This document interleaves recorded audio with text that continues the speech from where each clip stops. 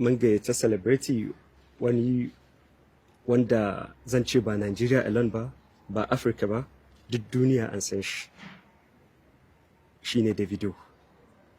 Mun gayyace shi wajen nan saboda ya kawo ma yara na ko al'ummar da duk za su halarci wannan waje wani farin ciki wanda ba a saba ganin shi ba ko kuma ce ba taba ganin shi ba a arewacin mu na Najeriya. In one sentence, describe each of your children. Shahida yarinya ce mai son mutane.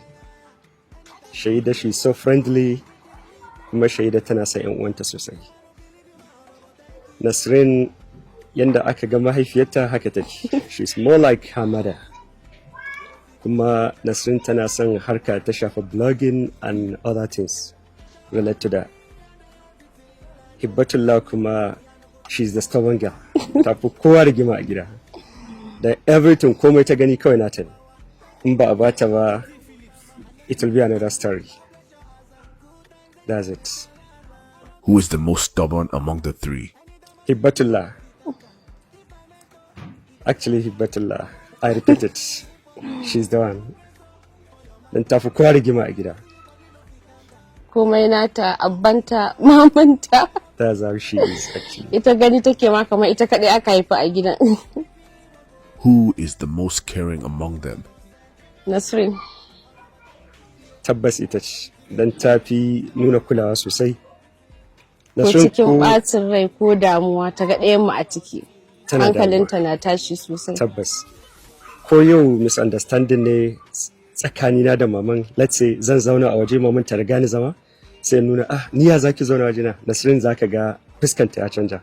Sai ta fara, mami tashi wajen abba ne, bai kamata ki zauna wai ba, sai mu mai da abun wasa haka. She's lovely and caring actually. Who is most likely to become a celebrity in the future? Nasrin. Because she loves everything content. Tana son harkan girke-girke. Saboda tana kiran kanta ma Chef Halima. Exactly. She loves that. Shine dream ɗinta. And we will definitely support her on that. Inshallah. Inshallah. Which child behaves more like mommy? Nasrin. 100%. Ba ta son hayaniya, ba ta son damuwa. She's gentle like the mother. She's very gentle and cool. And she loves her siblings as well, just like the way her mother is. Which child behaves more like daddy? Hibbatullah. She's a photocopy of daddy. Exactly. So stubborn. But I'm not stubborn. That's it. Who started planning this party first? Mommy, the mother, my lovely wife.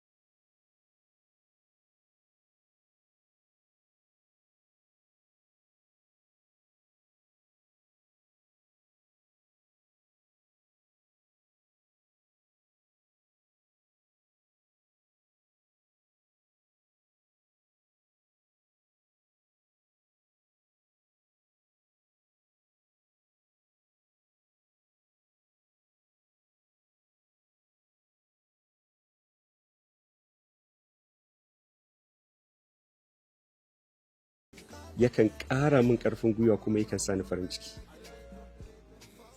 Saboda muna son farin cikin su. This celebration is going to be on a very grand scale. What made you decide to celebrate your children this way? Actually, because it's part of their dreams. Yeah. Duk lokacin da muke hira da su, they are telling me, Abba, can you make our birthday to be big?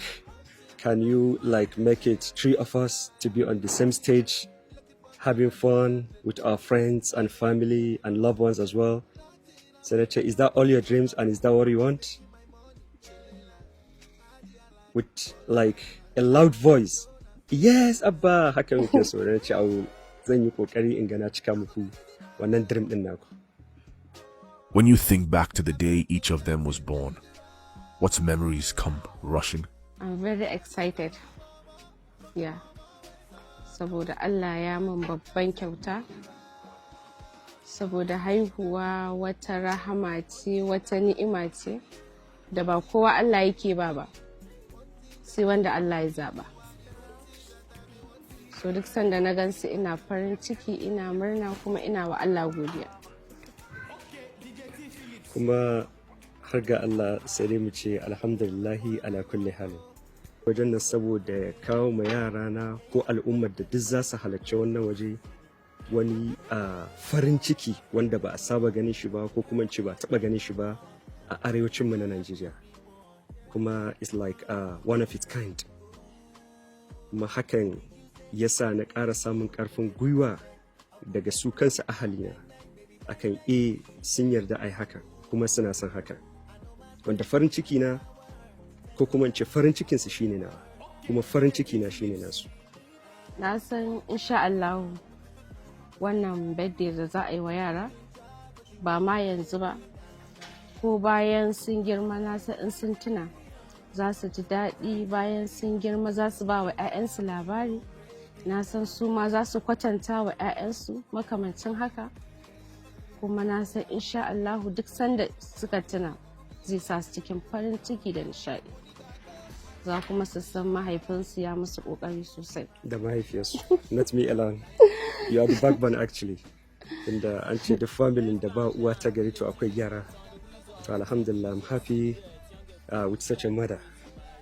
I'm kind of like ina alfahari da ita sosai. Tana bani gudunmawa ta bangare da dama, tana ba mu ahalina gudunmawa ta bangare da dama, kuma mune ma Allah godiya akan haka sosai.